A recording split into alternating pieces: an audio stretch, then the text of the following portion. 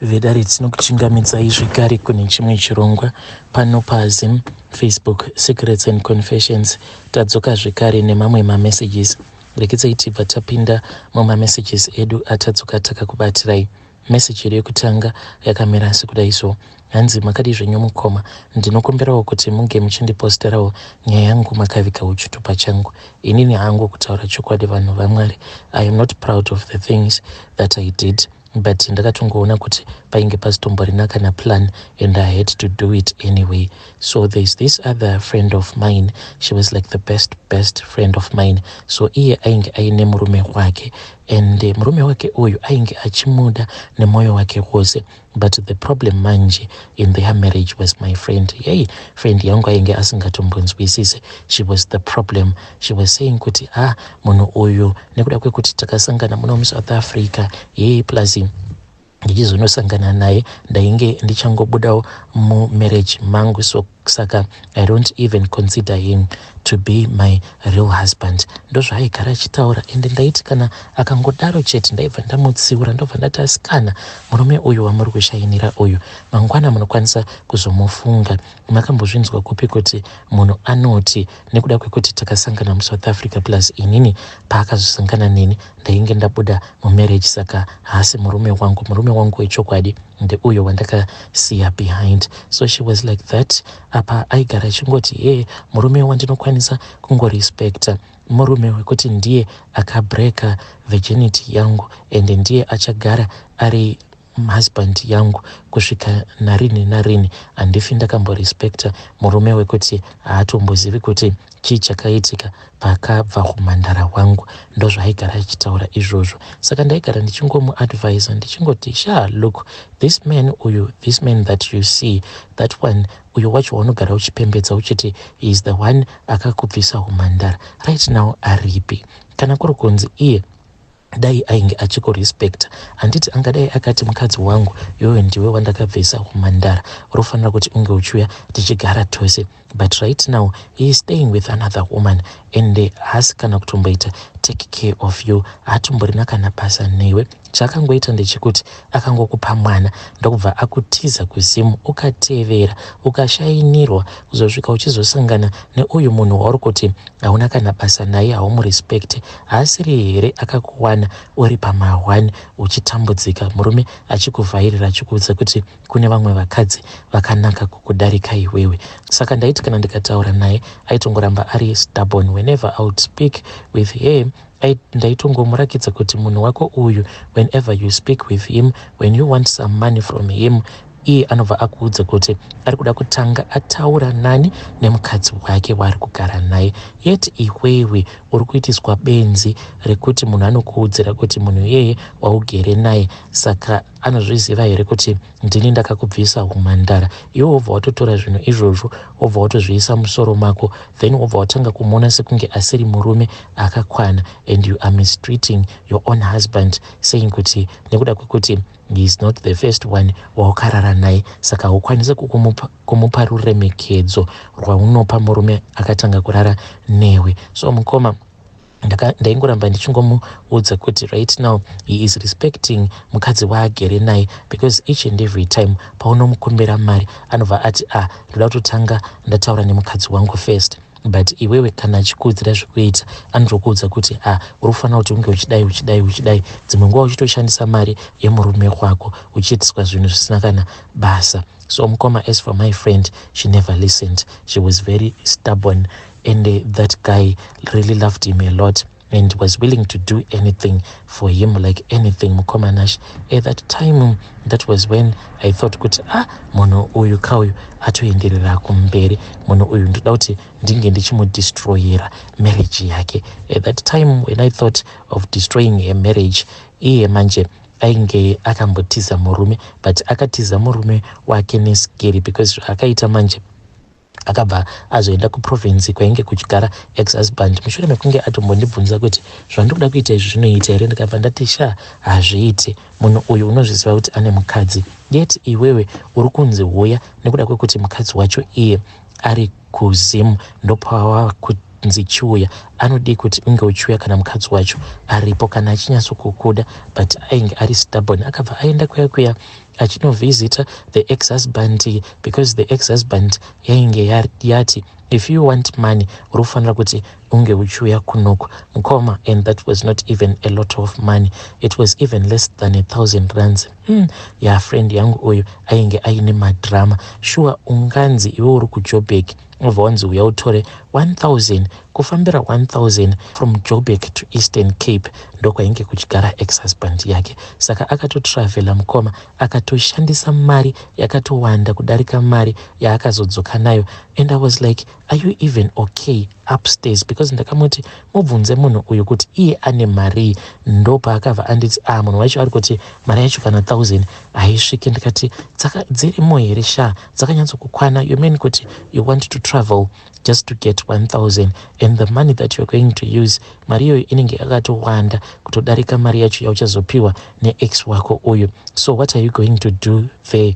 Iye akangoti zvakangokosha ndezvekuti munhu kana afunga kuita take care of their son unofanira kuti unge uchimupa mukana, otherwise mangwana anozoti ndiwe wakaramba kuti ndike ndichichengeta mwana wangu. Ndikamuti anongotumidzira kamari kuna amai vako directly, and iye akabva ati handina kana basa nazvo kunzi ndabhadhara makombi mangani, ndakwira mabhazi mangani, zvose hazvina kana basa, mari ndinayo. Akabva ati all I care is kana ndikapiwa mari neex yangu, iye aimuti murume wangu, kana ndikapiwa mari nemurume wangu then ndobva ndaichengeta ndinoiwandisa ndiishandise, then pandinozoenda kumusha I will show my son kuti iyi ndo mari iyi yandakapiwa nababa vako vaya vechokwadi, not ava vamwe vaya stepfather vako.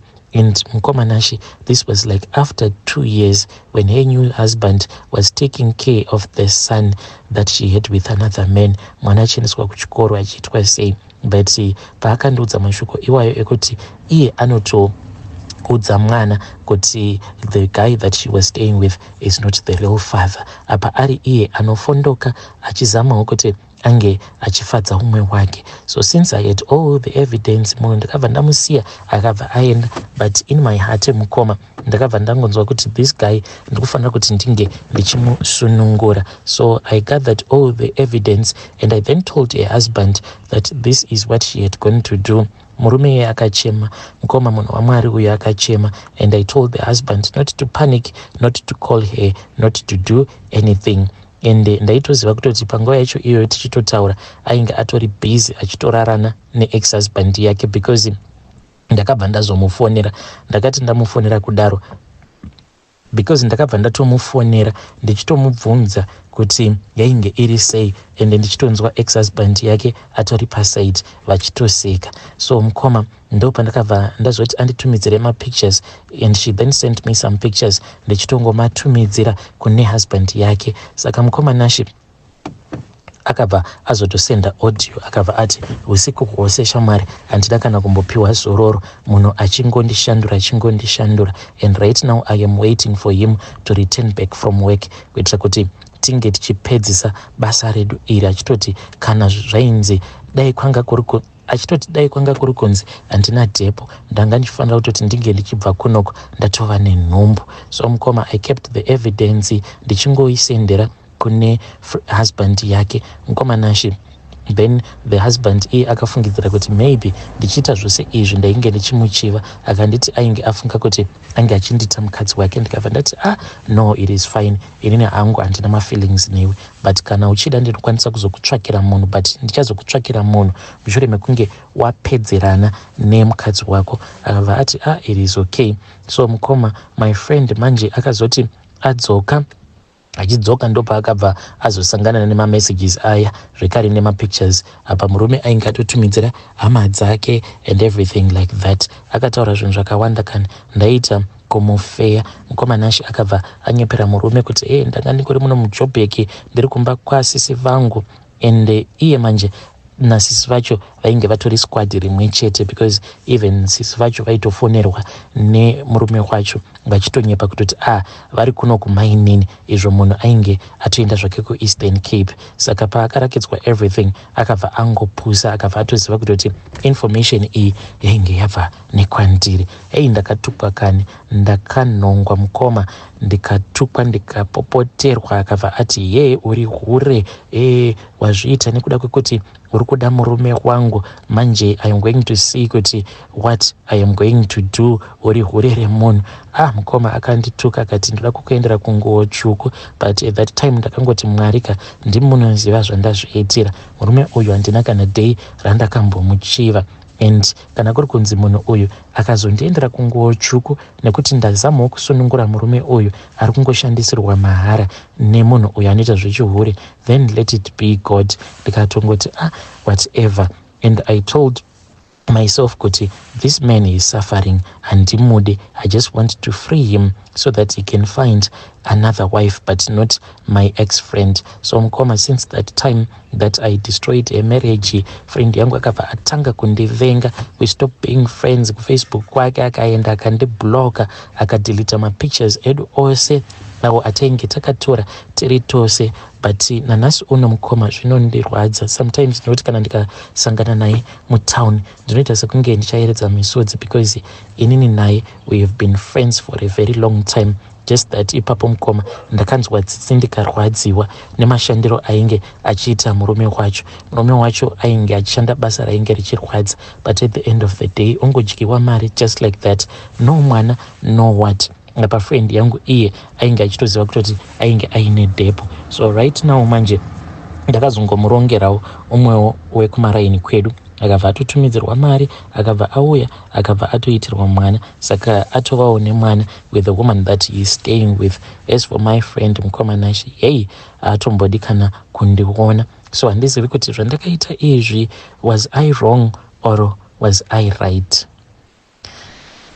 Vedari ndo message iyo yandakatumidzirwa ichibva kuna vanzvadzi vedu. Hanzi handizivi kuti zvinhu zvandakaita izvi zviri right here kana kuti zviri wrong.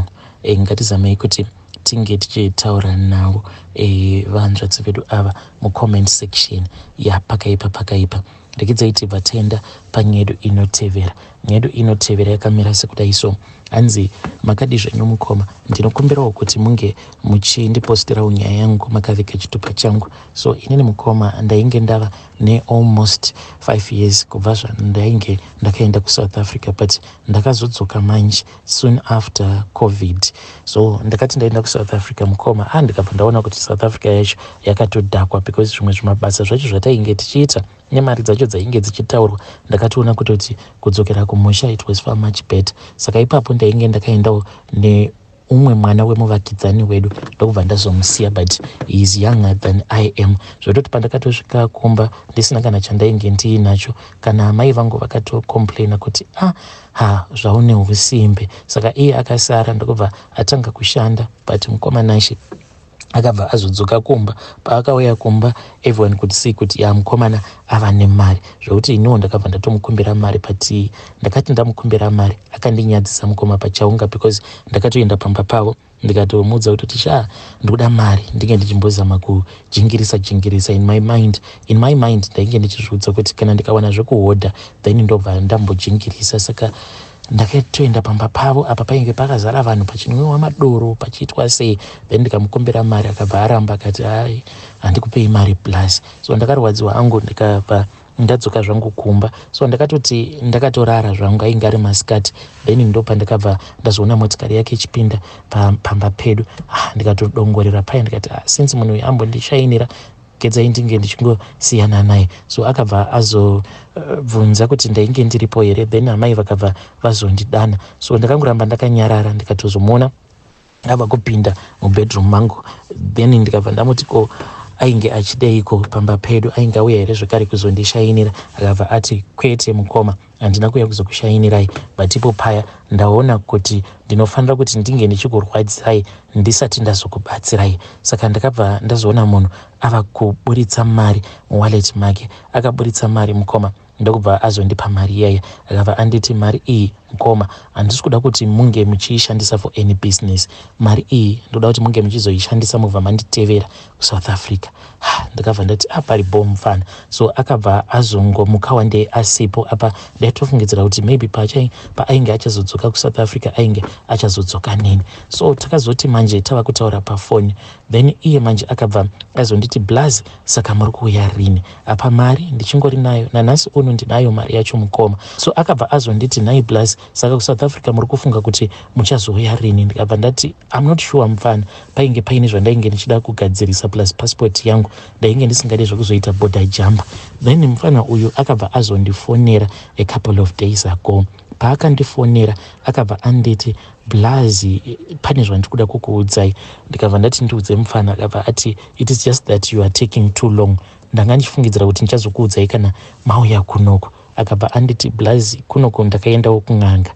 Saka kuenda kwandakaita kun'anga ndakabva ndazopiwa chimwe chinhu. Saka chinhu ichi ndo chandinorara nacho. In short, ainge achitongorevera kuti chikwambo. Saka iye hanzi anoita bonde nechikwambo cheche. Chikwambo ichocho hanzi chinoti kana vapedza kuita bonde chinobva chazotanga kumuyamwa sikarudzi yake, then chobva chazorutsa urume huya but urume hwake hanzi hunozobuda hwakaita mari. Saka hanzi ndo maitiro acho ari kuita mari. Pakandiudza zvinhu izvi pafoni ndakati maybe ari kunyepa. So akabva anditi Blazi, ndikuda kuti mari iyoyo munge muchizotora hupfu. Kana matora hupfu mobva mazotsvaka chibhaketi, but tsvakai chibhaketi chinenge chiine lid nekuti muchaona chikara. Mari iyoyo ichashanduka kuita chikara. Saka ndakabva ndazotora rimwe bhaketi ndokutobira amai vangu rimwe bhaketi ravo. Ndikabva ndaemta bhaketi raya rainge riine mvura. Ndikabva ndazoba hupfu ndokubva ndazotora hupfu huya then ndava kunorara. Ndikabva ndaisa mari mubhaketi muya ndikabva ndazomwaya hupfu huya pamari yainge iri mubhaketi. Saka mangwana mukoma pandakamuka ndakanzwa kuti mani mubhaketi umu mune chinhu chirimo. Mukoma nacho ndakati ndava kuda kunovhura, then iye amene kuti akasenza sei ndokubva afona akati Blazi musavhura nekuti mune chikara. Ndikabva ndatoziva kutoti mainge muine nyoka. Ndakabva ndazovhura zvishoma nezvishoma ndobva ndatoona kutoti mainge mutori nenyoka yainge yakatosimudza musoro. Then later on ndakazomufonera ndikati iwe mari yako yawakandipa yachinja kuita nyoka. Akabva anditi nyoka iyoyo ine nzara, munokwanisa here kuti munge muchibata huku, munge muchingokanda huku iyoyo mubhaketi. So ndakazotaimira time mukoma ndobva ndatongobata huku ndakaita yekudzipa kuitira kuti isaita noise ndikakanda mubhaketi muyamwe. Mukoma huku iyoyo, nyoka iyo yakaita kunge cobra but yakamedza huku iyoyo. From there on ndinotovhura bhaketi iroro ende ndinotoona kutoti inenge yakatozvimba padumbu apa kurakidza kuti ichiri in the process yekugaya huku yacho iyoyo yayakamedza. Saka iye ari kunditi ndikufanira kuti ndinge ndichienda nenyoka iyoyo kuSouth Africa, otherwise inokwanisa kuzondiuraya. Vedare ndo message iyo yandakatumidzirwa ichibva kuna mukoma vedu avo. Please ngatizamei kuti tinge tichitaura navo mukoma vedu ava mucomment section. Zvinongotyisa hazvo veduwe, asi zvakangoma hazvo veduwe. Strange things indeed they do happen in this world.